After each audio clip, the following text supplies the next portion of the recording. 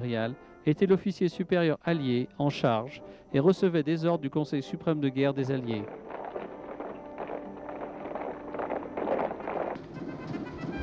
Elle est restée autonome sous le commandement du général Grave. En dépit de cela, l'activité militaire en Sibérie a demandé une coordination soigneuse et multiple.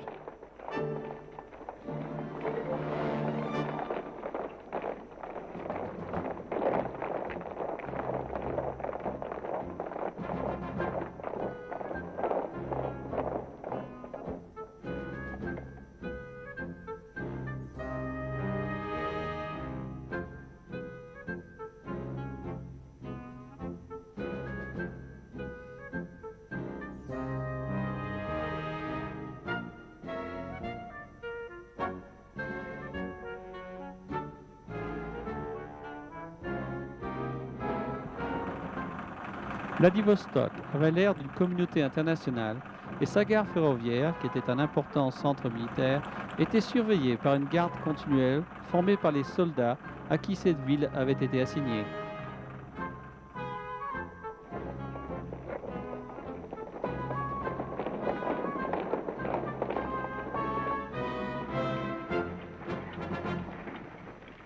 Il s'agissait du terminal est du grand chemin de fer transsibérien.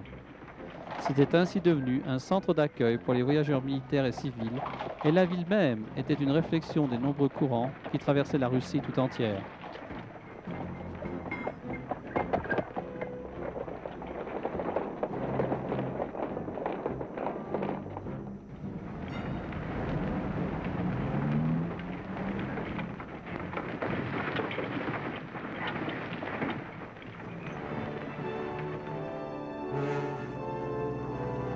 L'arrivée de vaisseaux alliés dans la baie de la Corne d'Or a continué à augmenter. Le navire amiral de la flotte américano-asiatique, le USS Brooklyn, sous le commandement de l'amiral Rogers, est arrivé au port en automne 1918.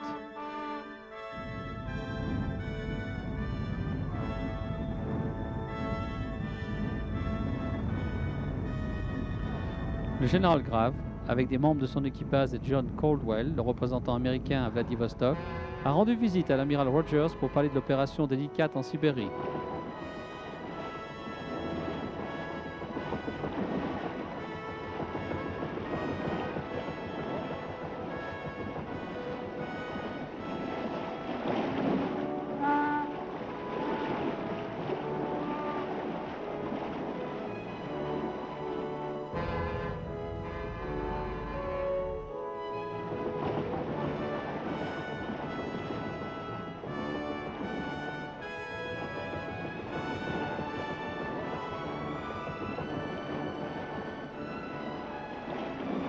Pendant que cet entretien avait lieu, les marins du USS Brooklyn passaient beaucoup de temps à faire des essais militaires en mer et à terre.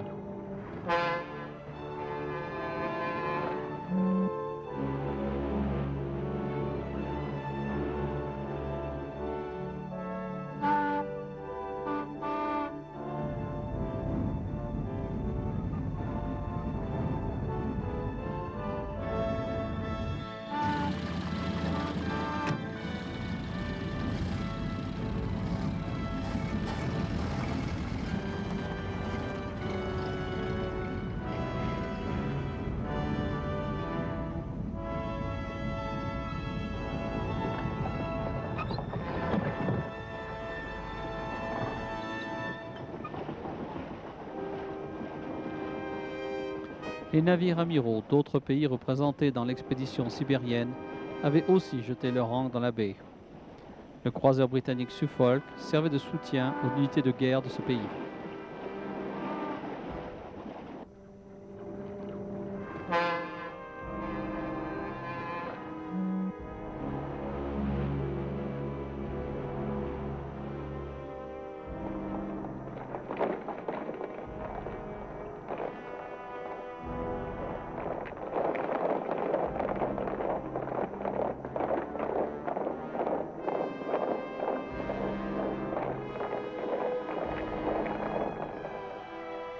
La situation interne changeante et confuse en Russie était l'objet constant de l'attention des Alliés en Sibérie.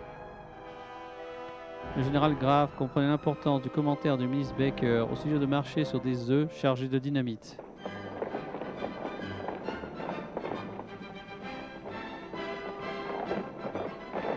Les défilés militaires le long de la Russe Miklonskaya faisaient partie de l'entraînement régulier. Ce défilé comprenait les unités de tous les pays alliés représentés dans l'expédition sibérienne.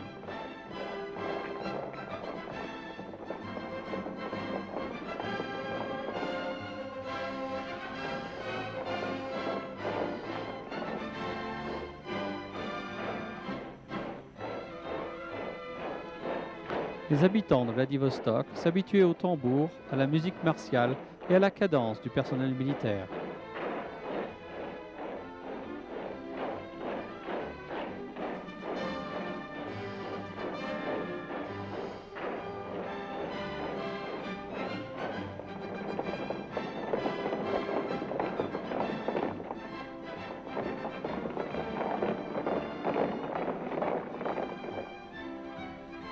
On pouvait se détendre et oublier son métier de soldat pendant un moment.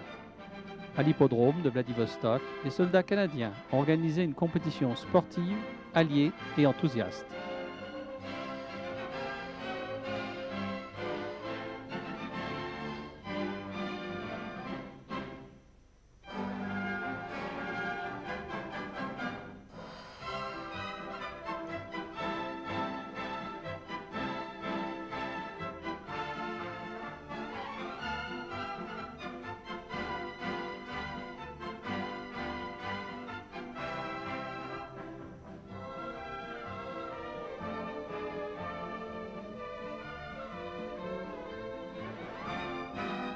Et dans un autre campement en Sibérie, la 26e d'infanterie a préparé un spectacle de western à la surprise et l'étonnement des habitants.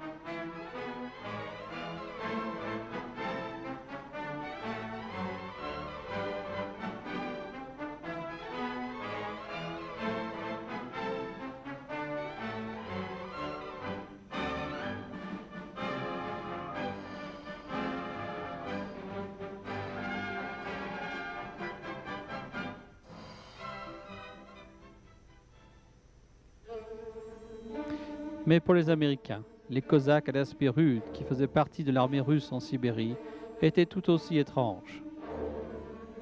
Ces Cosaques à l'air féroce étaient constamment sous surveillance, mais en réalité n'ont causé aucune difficulté pendant cette période opérationnelle. Au printemps 1919, on a donné au corps ferroviaire russe qui formait une unité non combattante, commandée par le colonel américain John Stevens, la responsabilité du fonctionnement des opérations ferroviaires le long du chemin de fer transsibérien. Ce chemin de fer permettait aux unités militaires tchèques d'atteindre Vladivostok durant leur dur voyage vers leur pays. Les aventures qui se passaient près de la dernière partie de la ligne du transsibérien étaient des faits quotidiens. Chaque pays allié avait des secteurs de contrôle et de responsabilité. Personne ne pouvait savoir ce que le lendemain avait en réserve. À Harbin, en Mandchouria, le transsibérien était un point essentiel de correspondance pour les passagers et les marchandises entre la Chine, la Sibérie et la Russie. La protection de ce centre ferroviaire était cruciale pour les Alliés. Le voyage tout au long du chemin de fer présentait un autre problème. Il était commun d'avoir à dégager des trains russes endommagés ou détruits. Les débris, les voies dynamitées et les autres obstacles témoignaient du conflit interne qui s'était emparé de la Russie.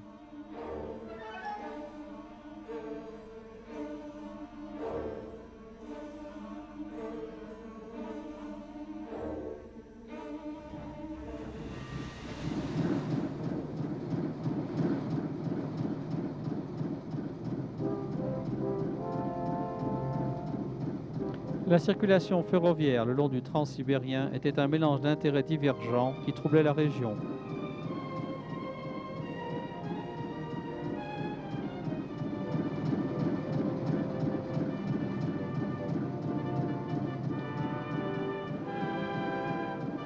Le transport des malades et des blessés à Vladivostok représentait l'utilisation la plus essentielle du transsibérien.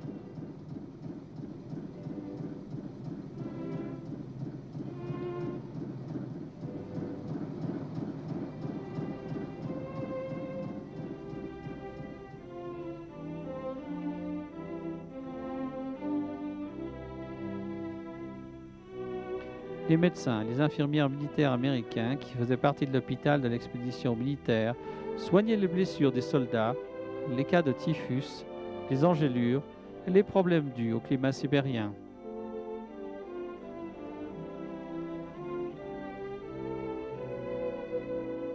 D'août 1918 à décembre 1919, les soldats américains gardaient les entrepôts ferroviaires, les magasins de matériel militaire et surveillaient les prisonniers allemands et autrichiens qui avaient été incarcérés quand la Russie était en guerre. En janvier 1920, les unités tchèques étaient en sécurité à Vladivostok et étaient évacuées vers leur pays. La Première Guerre mondiale était enfin terminée et le matériel militaire ne faisait plus l'objet de confiscation. Les conditions internes de la Russie n'exigeaient plus l'utilisation de cette expédition militaire extraordinaire. Washington a donné l'ordre au général Grave d'arrêter l'opération entière. Dès avril 1920, le général et son expédition militaire américaine étaient rentrés.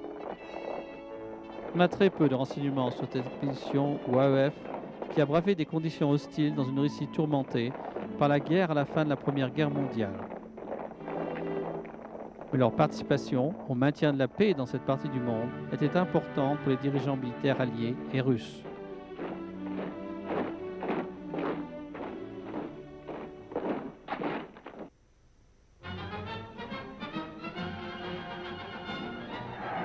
Aux États-Unis, les Américains commençaient à célébrer la victoire. La Première Guerre mondiale de leur époque était finie. Les nouvelles de l'armistice étaient un peu prématurées, mais n'ont pas pu arrêter une grande célébration à Times Square. Si le Kaiser avait été là, il aurait connu des temps difficiles. L'Américain moyen le rendait responsable de tout, mais il n'était plus là, et les Américains pensaient qu'il n'y aurait plus de guerre. Ils étaient prêts pour la paix. Et quand le bateau à vapeur George Washington s'est déplacé sur la rivière Nord emmenant le président Wilson en Europe à la conférence sur la paix, la plupart des gens pensaient que le monde était en mesure d'accepter la démocratie. Les années de guerre avaient laissé une marque sur le moral américain. Les gens étaient prêts à s'amuser. Pour attirer les foules ou peut-être pour faire de la publicité au sujet d'un nouveau produit, les casse-cou que l'on appelait des mouches humaines escaladaient de hauts bâtiments un peu partout dans le pays. Le baseball est devenu très populaire. Les scores étaient faciles à comprendre et beaucoup plus amusants que ce qui se passait en Europe. Mais l'Europe, en dépit de son paysage dévasté, a pu envoyer la dernière mode française au-delà de l'Atlantique, et particulièrement des chemises de nuit qui étaient très osées pour l'époque.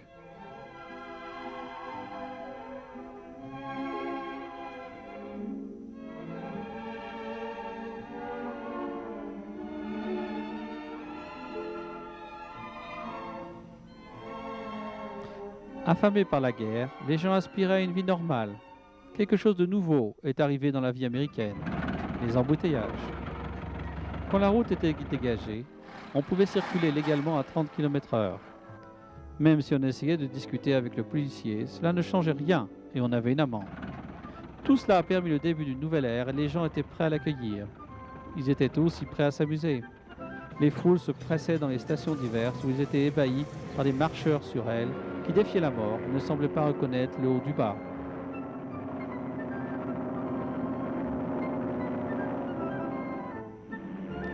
L'avion allait présenter un grand attrait pour les foules pendant ce week-end.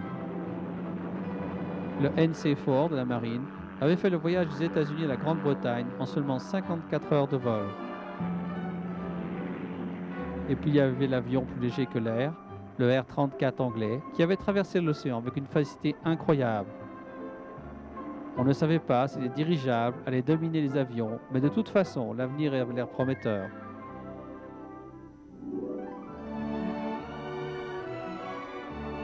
Il n'y avait pas de compagnie aérienne en Amérique. Mais à la fin de la guerre, la Poste avait commencé un service aérien pour le transport du courrier.